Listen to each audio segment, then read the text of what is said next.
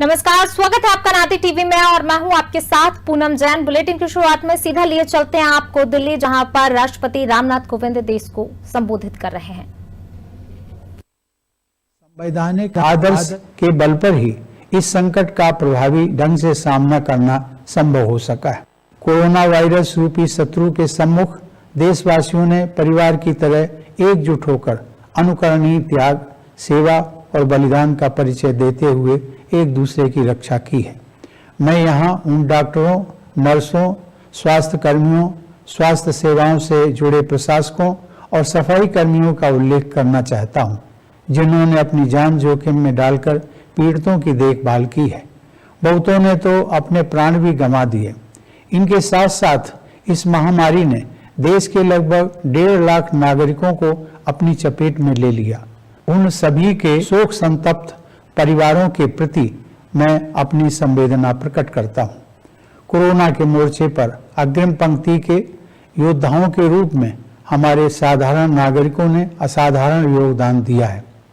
आने वाली पीढ़ियों के लोग जब इस दौर का इतिहास जानेंगे तो इस आकस्मिक संकट का जिस साहस के साथ आप सब ने सामना किया है, उसके प्रति वे श्रद्धा से नतमस्तक हो जाएंगे।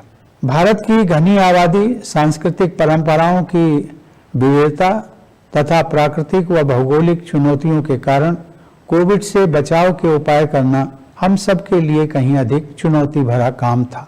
चुनौतियों के बावजूद इस वायरस के प्रकोप पर काबू पाने में हम काफी हद तक सफल रहे हैं। इस गंभीर आपदा के बावजूद हमने अनेक क्षेत्रों में अपनी गतिविधियों को सफलतापूर्वक आगे बढ़ाया है। इस महामारी के कारण हमारे बच्चों और युवा पीढ़ी की शिक्षा प्रक्रिया के बाधित होने का खतरा पैदा हो गया था, लेकिन हमारे संस्थानों और शिक्षकों ने नई टेक्नोलॉजी को शीघ्रता से अपनाकर यह सुनिश्चित किया कि विद्यार्थियों की शिक्षा निरंतर चलती रहे। बिहार जैसी घनी आबादी वाले राज्य तथा जम्मू कश्मीर व लद्दाख जैसे दुर्गम व चुनौती भरे क्षेत्रों में स्वतंत्र, निष्पक्ष और सुरक्षित चुनाव संपन्न कराना हमारे लोकतंत्र एवं चुनाव आयोग की सराहनीय उपलब्धि रही है। टेक्नोलॉजी की सहायता से न्यायपालिका ने न्याय उपलब्ध कराने की प्रक्रिया जारी रखी। ऐसी उपलब्धियों की सूची बहुत बड़ी है। आर्थिक गतिविधियों को शुरू करने के लिए अनलॉकिंग की प्रक्रिया को सावधानी के साथ चरणबद्ध तरीके से लागू किया गया। यह तरीका कारगर सिद्ध हुआ तथा अर्थव्यवस्था में फिर से मजबूती के संकेत दिखाई देने लगे। हाल ही में दर्ज की गई जीएसटी की रिकॉर्ड वृद्धि और विदेशी निवेश के लिए आकर्षक अर्थव्यवस्था के रूप में भारत का उभरना तेजी से हो रही हमारी इकोनॉमिक रिकवरी के सूचक हैं। सरकार ने मध्यम और लघु उद्योगों को प्रोत्साहित किया है।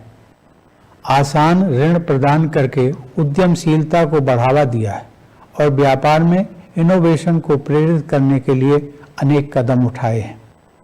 मेरे प्यारे देशवासियों, विगत वर्ष की विपरीत परिस्थितियों ने हमारे उन संस्कारों को जगाया है जो हम लोगों के हृदय में सदा से विद्यमान रहे हैं। समय की मांग के अनुरूप हमारे देशवासियों ने हर क्षेत्र में अपनी क्षमताओं का प्रदर्शन किया और खुद से पहले दूसरों के हित को प्राथमिकता दी। समस्त मानवता के लिए सहानुभूति, सेवा और बंधुता की इन गहरी भावनाओं ने ही हजारों वर्षों से हमें एकजुट बनाए रखा है। हम भारतवासी मानवता के लिए जीते भी हैं और मरते भी हैं। इसी भारतीय आदर्श को महान कवि मैथिली शरण गुप्त ने इन शब्दों में व्यक्त किया है। उसी उदार की सदा सजीव कीर्ति कूजती तथा उसी उदार को समस्त सृष्टि पूजती। अखंड आत्मभाव जो असीम विश्व में भरे, वही मनुष्य है कि जो मनुष्य के लिए मरे। मुझे विश्वास है कि मानव मात्र के लिए असीम प्रेम और बलिदान की यह भावना हमारे देश को उन्नति के शिखर तक ले जाएगी। मेरे विचार में सन 2020 को सीख देने वाला वर्ष मानना चाहिए। पिछले वर्ष के दौरान प्रकृति ने बहुत कम समय में ही अपना स्वच्छ और निर्मल स्वरूप फिर से प्राप्त कर लिया था। ऐसा साफ सुथरा प्राकृतिक सौंदर्य बहुत समय के बाद देखने को मिला। इस प्रकार प्रकृति ने यह स्पष्ट संदेश दिया कि छोटे छोटे प्रयास केवल मजबूरी नहीं बल्कि बड़े प्रयासों के पूरक होते हैं। मुझे विश्वास है कि भविष्य में इस तरह की महामारियों के खतरे को कम करने के उद्देश्य से जलवायु परिवर्तन के मुद्दे को विश्व स्तर पर प्राथमिकता दी जाएगी। मेरे प्यारे देशवासियों, आपदा को अवसर में बदलते हुए प्रधानमंत्री ने आत्मनिर्भर भारत अभियान का आह्वान किया। हमारा जीवंत लोकतंत्र, हमारे कर्मठ व प्रतिभावान देशवासी, विशेषकर हमारी युवा आबादी आत्मनिर्भर भारत के निर्माण के हमारे प्रयासों को ऊर्जा प्रदान कर रहे हैं। वस्तुओं और सेवाओं के लिए हमारे देशवासियों की मांग को पूरा करने के घरेलू प्रयासों द्वारा तथा इन प्रयासों में आधुनिक टेक्नोलॉजी के प्रयोग से भी इस अभियान को शक्ति मिल रही है। इस अभियान के तहत माइक्रो, स्मॉल और मीडियम इंटरप्राइजेस को बढ़ावा देकर तथा स्टार्टअप इकोसिस्टम को और अधिक मजबूत बनाकर आर्थिक विकास के साथ साथ रोजगार उत्पन्न करने के भी कदम उठाए गए हैं। आत्मनिर्भर भारत अभियान एक जन आंदोलन का रूप ले रहा है। यह अभियान हमारे उन राष्ट्रीय संकल्पों को पूरा करने में भी सहायक होगा जिन्हें हमने नए भारत की परिकल्पना के तहत देश की आज़ादी के 75वें वर्ष तक यानी सन 2022 तक हासिल करने का लक्ष्य रखा है। हर परिवार को बुनियादी सुविधाओं से युक्त पक्का मकान दिलाने से लेकर किसानों की आय को दोगुना करने तक ऐसे महत्वपूर्ण लक्ष्यों की तरफ बढ़ते हुए हम अपनी आज़ादी की 75वीं वर्षगांठ के ऐतिहासिक पड़ाव तक पहुंचेंगे। नए भारत के समावेशी समाज का निर्माण करने के लिए हम शिक्षा, स्वास्थ्य, पोषाहार, वंचित वर्गों के उत्थान और महिलाओं के कल्याण पर विशेष बल दे रहे हैं। हमारी यह मान्यता है कि विपरीत परिस्थितियों से कोई न कोई सीख मिलती है। उनका सामना करने से हमारी शक्ति व आत्मविश्वास में वृद्धि होती है। इस आत्मविश्वास के साथ भारत ने कई क्षेत्रों में बड़े कदम उठाए हैं। पूरी गति से आगे बढ़ रहे हमारे आर्थिक सुधारों के पूरक के रूप में नए कानून बनाकर कृषि और श्रम के क्षेत्रों में ऐसे सुधार किए गए हैं जो लंबे समय से अपेक्षित थे। आरंभ में इन सुधारों के विषय में आशंकाएं उत्पन्न हो सकती हैं, परंतु इसमें कोई संदेह नहीं है कि किसानों के हित के लिए सरकार पूरी तरह समर्पित है। सुधारों के संबंध में शिक्षा के क्षेत्र में किए गए व्यापक सुधार उल्लेखनीय है। ये सुधार भी लंबे समय से अपेक्षित थे। ये भी कृषि एवं श्रम सुधारों के समान ही महत्वपूर्ण हैं, लेकिन कहीं अधिक बड़ी संख्या में लोगों के जीवन को सीधे प्रभावित करने वाले हैं। 2020 में घोषित राष्ट्रीय शिक्षा नीति में प्रौद्योगिकी के साथ साथ परंपरा पर भी जोर दिया गया।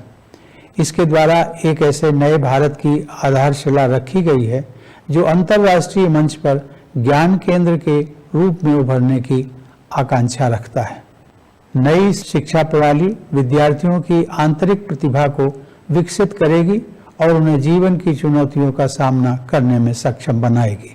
सभी क्षेत्रों में संकल्प और दृढ़ता के साथ आगे बढ़ते जाने के अच्छे परिणाम सामने आ रहे हैं। कोरोना की लगभग एक वर्ष की अप्रत्याशित अग्नि परीक्षा के बावजूद भारत हताश नहीं हुआ है, बल्कि आत्मविश्वास से भरपूर होकर उभरा है। हमारे देश में आर्थिक मंदी थोड़े समय के लिए ही रही। अब हमारी अर्थव्यवस्था पुनः गतिशील हो गई है। आत्मनिर्भर भारत ने कोरोना वायरस से बचाव के लिए अपनी खुद की वैक्सीन भी बना ली है। अब विशाल पैमाने पर टीकाकरण का जो अभियान चल रहा है वह इतिहास में अपनी तरह का सबसे बड़ा प्रकल्प होगा। इस प्रकल्प को सफल बनाने में प्रशासन एवं स्वास्थ्य सेवाओं से जुड़े लोग पूरी तत्परता से कार्यरत हैं। मैं देशवासियों से आग्रह करता हूं कि आप सब दिशा निर्देशों के अनुरूप अपने स्वास्थ्य के हित में इस वैक्सीन रूपी संजीवनी का लाभ अवश्य उठाएं और इसे जरूर लगवाएं।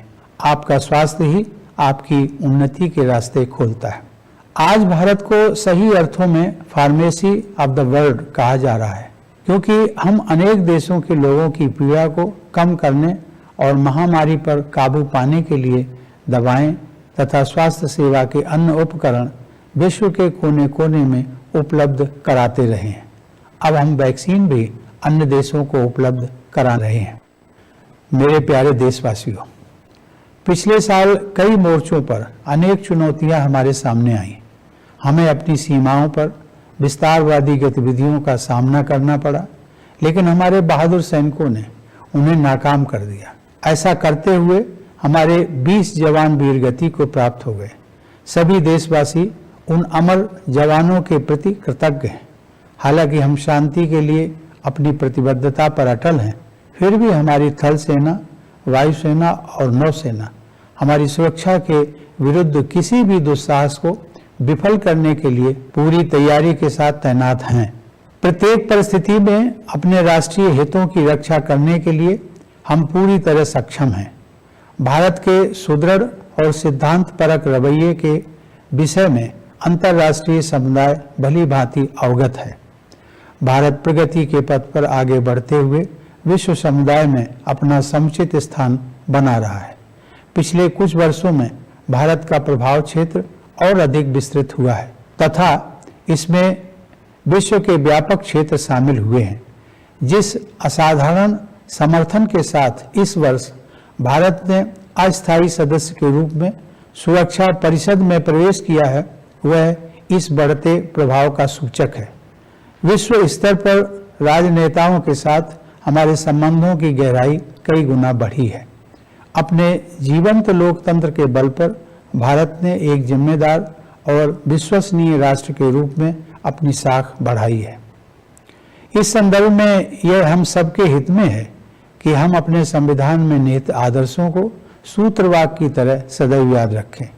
मैंने यह पहले भी कहा है और मैं आज पुनः इस बात को दोहराऊंगा कि राष्ट्रपिता महात्मा गांधी के जीवन और विचारों पर मनन करना हमारी दिनचर्या का हिस्सा होना चाहिए।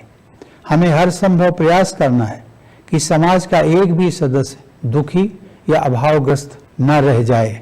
समता हमारे गणतंत्र के महान यज्ञ का बीज मंत्र है।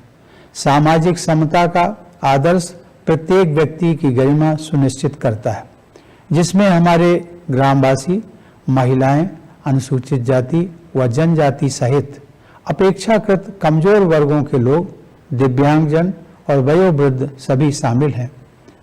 आर्थिक समता का आदर्श सभी के लिए अवसर की समानता और पीछे रह गए लोगों की सहायता सुनिश्चित करने के हमारे संवैधानिक दायित्व को स्पष्ट करता है।